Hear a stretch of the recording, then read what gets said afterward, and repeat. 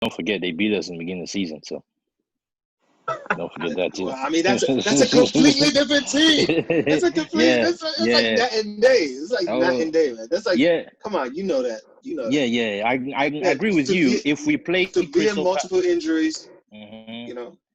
Yeah, I agree with you. If we play Crystal Palace if we play Crystal Palace when we were on form, like after we were, as in when we're having the 3-0 wins against Sheffield United and Brighton, and then if we play Crystal Palace during that time, oh yeah, I would tell you, I'll be confident. Tell you it'll be a good win for us. But now we've kind of gone down a little bit. We were supposed to win this game, we didn't win. We have plus we had some injuries, and then 3. The game is on Thursday. We just played a game today. You have how many hours? 72 hours of rest. So, man, it's real close. It's really tight, Chelsea man. plays today. It's going to be a tough game. It is going to be a tough game, mate. Chelsea plays tomorrow. And don't play again till Sunday. Imagine. Man, damn. Man, them guys have they have a lot of rest. But the thing that I'm hoping is the only thing here is that Chelsea still have to play Wolves and Liverpool. I think there's still points for Chelsea to drop. Liverpool have nothing to prove anymore. Liverpool want to win that game. Liverpool.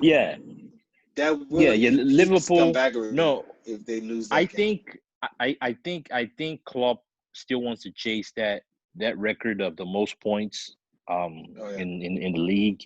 I think he still wants to chase that. So I think Klopp is gonna want to win these games. That's the only thing that I'm just banking on. Is that Klopp wants that record, so he's gonna go hard. So I'm gonna give Liverpool a little bit of the edge there on that side. Wolves is in Chelsea against Wolves. I mean, Wolves they're known for. Yeah, that would be a good game. Wolves just came off of. It's gonna be a hard game for Chelsea. Wolves is a good team. I mean, they were giving us hell. Every time we played them, we just couldn't win. I think we had one win in how many games? This restart, they haven't been consistent. They've been losing a few games. They lost a few games. Yeah, and I think because of their squad depth, I don't think they really have the squad depth to be playing in back to back like that. But I think Wolves is gonna give them a strong, hard game. So I think either way, my prediction is Chelsea is gonna drop points between Wolves and Liverpool. That's my opinion. What of Leicester? And the Leicester City, I think Leicester City. I don't know who they play next, but Leicester could still draw a point. I forgot who Leicester plays. I know Leicester plays one team. They play one more team for us. I forgot what their schedule is. They play Sheffield. And then who? And then after that, they play Sheffield and then Spurs. Okay, now that Spurs game for them, I think that Spurs game could be a little tricky. But then again, we still have top 4 is in our hands. We still can make it. All we got to do is win every single game, including Leicester City, and we'll guarantee top 4. That's for sure. Right. Because we're level on points with Leicester City. Leicester so even if Leicester goal City difference of the remaining games goals and then lose to us, the goal difference is 3 points. Even though they win their next 2 games, but they lose to us, we still go over them. Yeah. So that's the only United need to win every single game. If we draw or lose any game, forget top 4. It's gone. Right. More importantly, United we have to beat Leicester City. Uh-huh. Say what? Think we will be in top 4 before we play Leicester, the last game of the season? Hell no. Come on, man. You know this is coming down to the wire. You know it. It's coming down to that last game, man. There's going to be a halftime show. It's going to be the fucking cup, man. The cup for the top 4. Nobody's even really thinking about Europa League right now. That's how I want to get into the top 4. Right. Something tells me it's gonna go down to that last game. I'm having a funny feeling it's gonna be. United won today, I think have gone to the last day. Had United won today. Yeah, if we won today, it wouldn't have gone. In fact, if we won today, I think the game against Leicester City would just be. If we won today, I don't think we would have need, as in would have had to win against Leicester City last game. I think just get a draw against them last day would be good. But now it's kind of turned. So I think I see it going to that last game against Leicester City. I think we beat Leicester City, we get top 4. We don't beat Leicester City, it's over. So I mean, you it's not never over. know. Europa League. You know? Yeah, Europa League is still the same. But man, I want to get top 4 and know, okay, at least we got it. Then the guys can focus on Europa League, have a clear mind. They can go play and go, as in just do what they got to do on that one. But at least we know we got top 4 secured. But it's sad. It's sad. I'm just really bummed today, man. Definitely, because the earlier we get the top 4, the earlier we can start working on these Sancho contracts. Exactly. Start getting people in. Yep. You know, start doing some business. Right. Yeah. Right, guys. How did you feel when you heard the decision that Man City will not be banned? Talk to me. Typical cheaters, man. Typical cheaters, man. That's standard, man. I mean, how the hell you don't upheld the ban, but you give them a $10 million fine? So the fact they're giving them a fine, which means they did something wrong. So how the hell? That you give him a 2-year ban, and then you come and say, oh, you know what? Yeah, we're gonna take the 2-year ban off the table. Just pay us a fine. What kind of bullshit is that, man? It is. It's pretty. City of cheaters. It's pretty much telling all the other teams and all the other leagues, right? Because if you look at if you take the investment, right, the initial investment in getting those players, messing up financial football, their profit is significantly, like, that investment is only going to cost them $10 million. They make that kind of money in a day. Like, it doesn't even, it's now teams will have, there's like a blueprint now. There's like teams know they can cheat in this way, and it will only cost them $10 million. Exactly. Exactly. That's now the new strategy. Exactly. Yep. UEFA failed. I don't know how. Yeah. I thought UEFA failed by, you now say, okay, you play malpractice, breach of fair play malpractice, 2012, 2016. That's 4 seasons, which means you were breaching it consistently. I say, I'm going to having a 2-year, you're giving a 2-year ban. Okay. Your appeal, we're going to pay $10 million. That's just stupid. You might as well not even bother. That's stupid. It's a waste of time. I'm not saying. Yeah, exactly. Waste of time. It is a waste of time. And UEFA should be ashamed because they have no standards. It's like, okay, like you said, Joe, do anything wrong, pay the fine. Down the consequences. Yeah. That's not right. You need to set an example. Yeah. Yeah. Because now, like, if somebody else does it, they have no justification to give them a harsher punishment, because what just happened with City it was nothing. So if I cheat next season, right, I wouldn't expect I wouldn't expect 10 million £1 fine, because that would be more than what they did for City. Exactly. So it's 4 years. 4 years. Now, there's so much money, it's 4 years of financial fair play. Yeah.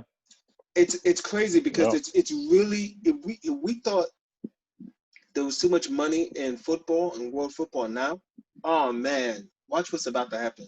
Watch what's about to happen to teams like Newcastle. Money's going to be coming out of the woodwork. Exactly. Newcastle. And then they're not even properly vetting the people that are supposed to be buying these teams. Nope. Like, it's going to be crazy. Watch. Just wait till, like, the Googles and the Amazons of the world start buying teams. Because they got the money. Like, when you'll see. the Microsofts. It's unfortunate, but yeah, it was a bad day. This 2020 has been the crappiest year for football. Liverpool wins the league. Financial fair play loses on their case. Like it's a double whammy. Yeah. It's just, like this year's. I don't know. I'm not surprised or like disappointed. Like really, I kind of expected them. I know they're not gonna do the right thing. You know when you know you are incompetent, don't do it because it's money.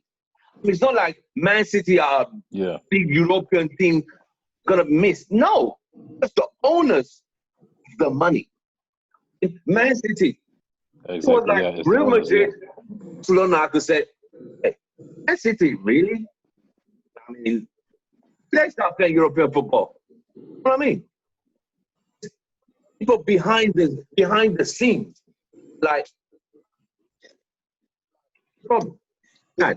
The crazy thing about it too, when they were accused about it, they lied about it. You know, it's not as if like they were Chelsea where when they got caught, it was like, okay, here we go. You know, you got it. Yeah, you got us. They lied about it, and their fine was still only $10 million. That's insane. That's insane. That means now, even if you accuse another team, they really have no reason at all to come clean. Because before, the reason why you would come clean would because you would want to, incentivize them to not give you a harsh punishment. But now that you know that the punishment was always going to be bullshit, you can do whatever you want. Okay. You know? Right. Crazy. But 2 questions for the panel. Come in. Who should be held responsible for United's Southampton's equalizer? Go, Benz, first. Someone wants to know who would you say should be responsible for Southampton's equalizer? What's the print?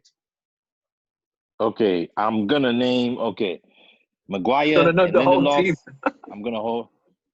I'm gonna hold Maguire and Lindelof responsible for that equalizer. They're the center backs. In fact, Maguire is the main culprit here because Maguire he's the best person in the air. Maguire should be heading that ball. He should be going after that ball. That ball should not get anywhere close to the post. I think I'm gonna isn't blame Maguire on that one, man. Maguire should have commanded that defense. He should have won the header, man. He should have won the header. I'm gonna blame it for 80 mil. Come on, just check. I mean, if that was Van Dijk, if that was Liverpool, I mean Van Dijk is making sure that doesn't go in. Right. So there you go. Question to Joe. Blame it on Maguire. There's only one person that's guilty, and it's the person that was marking the individual that scored the damn goal. What are we talking about here? Maguire was a good 5 feet ahead of what was going on between Lindelof and Obafemi. Clearly, Lindelof has the size advantage, but then you're saying that Maguire is the one that should be heading it when Lindelof is straight up like 4 feet taller than Obafemi. Come on. But Obafemi did not head the ball in. He kicked the ball in. That makes it even worse. Worse. How did the ball even get it? Come on, he got boxed out by Muggsy Bogues. But the thing about it is that the ball should not even be in that position. Well, Obafemi kicks the ball in. It should not even be there in the first place. What I'm saying is that cross, Maguire should make sure that cross is headed out. Maguire was in the wrong position. Maguire should be going for that header. He should be going for that ball and heading that ball as it's getting to the box 18, it's getting close to the post. You should be heading that ball because he's the best person to win that header in our team. Right. In fact, I want to say he's the best person to win the header on that pitch. I don't see any Southampton player that's better in the air than Harry Maguire. So I'm gonna blame Harry because in the first place they shouldn't have had that chance to score that goal. If Maguire did his job as a captain and commanded that defense, I guarantee you they don't score. You are saying Ben's is saying Maguire He's saying Lindelof. I hope that answers your question. The last question is, another last question that's coming is, United changed the team against Crystal Palace. Start. Okay, change the team against Change Crystal the Palace? lineup. Hell no. Hell no. Hell no. Keep the same lineup. The only position that would change, it will be left back if Luke Shaw can make it, or even Brandon Williams. We don't know. That's the only position that could possibly change. It would be left back, but keep the same team, man. No, don't change it at all. Let's understand something right now.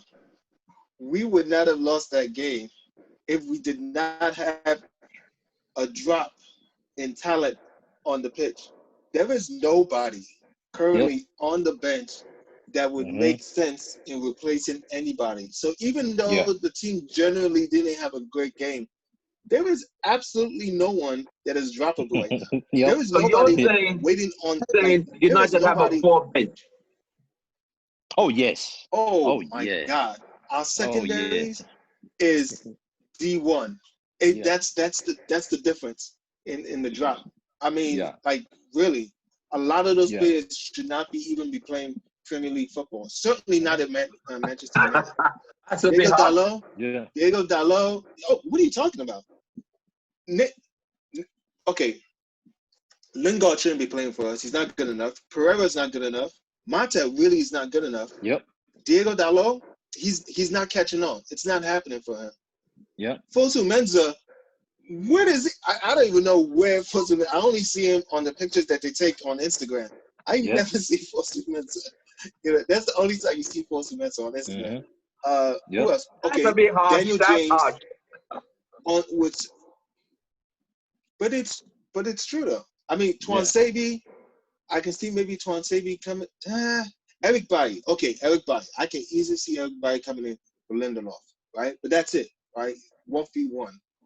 But no, there's really nobody else. There's McTominay, Fred, Gallo. It's not the same team. No, McTominay and Fred are good. McTominay and Fred are good. They're good place to have on the bench. They're decent backups, but again, they're not gonna change the game for you. They're gonna come in like when someone's injured and just and you put buddies into the midfield, they can do that, but they won't change the game for you. I think McTominay and Fred are good squad players because don't forget, Fred and McTominay performed really well for a good part of the season when we had a lot of injuries in midfield. So don't forget that. So I think Fred and McTominay are okay, but we still need quality. We need quality on the bench that when Bruno or Pogba comes out the team, if they're injured, we can put another quality midfielder in their position and still perform. And the drop off from Bruno and this other midfielder will be like almost nothing. I mean, Bruno is still the best in that position, but whoever is backing up Bruno should still be able to create, should still be able to control that game. And I mean, so that's why we need a Grealish. A Grealish is a must. Sancho is a must. When we need a center back, man. We need center back. We need a center back. We need a center back badly. Well, if you saw Instagram today, social media, Goldie, I don't know if he was trying to play games. He said, "I'm happy with Napoli. I'm happy to stay at the club. I'm gonna honor my contract." He might be saying to his club, like, "See, other people want me. You better pay my wages." So we don't know. Why he said he's happy. Yeah. We don't know. He's also gonna be happy when Manchester City rolls in with a boat full of cash with the name Koulibaly on the side. I mean, I mean, come on. If you're a footballer, if you're a professional, you want to play the game at the highest level with the biggest teams. I mean, nobody's happy. Come on. No. I'm sure he appreciates the fans and everything, but I'm sure Manchester United will love him just as much. And we'll appreciate that too. So. Well, guys, we've come to the end of our show. We've had, it wasn't a bright day. It wasn't a champagne to celebrate being in third spot, because if you notice, we've not even gone to the top four. Have we ever been there this whole season? No, right? I can't remember. I don't can't think we remember have. us being in the top four, man. If we've Definitely would been have on to the be top like four last year. position, it would probably have been for only maybe a day or two, Yeah. and we just temporarily got there, and then the Yeah. team that would probably take that position Yeah, hadn't played their week game. one. Yeah. Week one, we were top of the table with 4-0. Yeah, Yeah, exactly. yeah, Week one. yeah. That was the only time. That's the only time. And as far as I'm concerned, that's not even, the table is still not even shaped in week one. Yeah. Table's not even All the shaped other at all, times, so. it's been one of those things where we had an early game, we won the game, got top four, but then Chelsea played like at 12 o'clock, and then we're back to being, top five. Right. Exactly. I mean, Leicester City, don't forget, Leicester City were leading up by 14 points on stage. Now level. So we have it looks like true. we haven't made an improvement, but we've been catching up.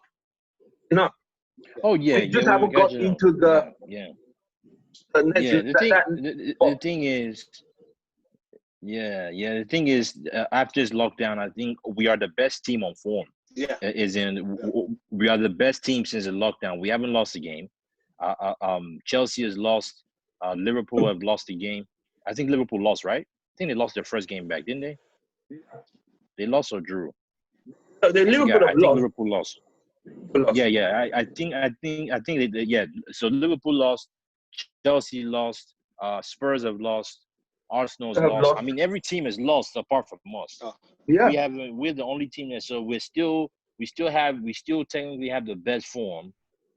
But again, now is the time when now is the time when the guys earn their money, man. This is when they earn their paycheck.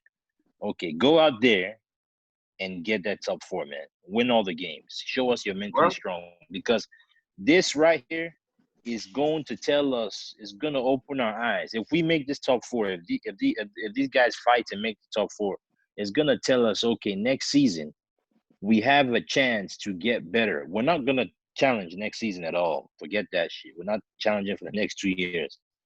But at least we have something to hold on to for next season and say, okay, we're going to play in Champions League. We're going to compete for top four again. I would even say we'll be competing for like third position next season. That's only if we make the top four. If we don't make top four, then in my book, there's no improvement.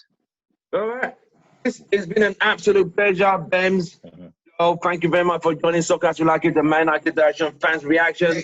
It wasn't a great day. We all saw 3 points, ended up with 1 point. We'll see what we have to do in the next 48 hours, 52 hours. I'll see. Hopefully, like Joe said, if Shaw plays 3-1, if he doesn't play, 3 points. I'll see you guys. You know what, Scotch? I'm going to guarantee 3-0. 3-0. Oh. United. Oh, man. Okay. I pray. Listen, hey, Bems, listen to this stat. Only 2 teams, right, in the Prem have lost every game since the break. Norwich, that got relegated, and guess who? Crystal Palace. Oh. They've only scored 2 goals in 5 games. Okay. I'm just saying, they're in terrible form right now. Right. They're not scoring. It will be nice. You got a point. It will be nice. Listen, that's the beauty of the Premiership. We should win this game. We're going to win this game. Yeah. That's the beauty of the Premiership. Team could be so bad. This day, perform. You know what I mean? Yeah. And that's why we have to go in there and be lethal. Go in there lethal. No missing it. Oh, yeah. Go in there and kill up. Yeah. All right, guys. See you guys on Thursday. Yeah, Thank you very much. All right. All right.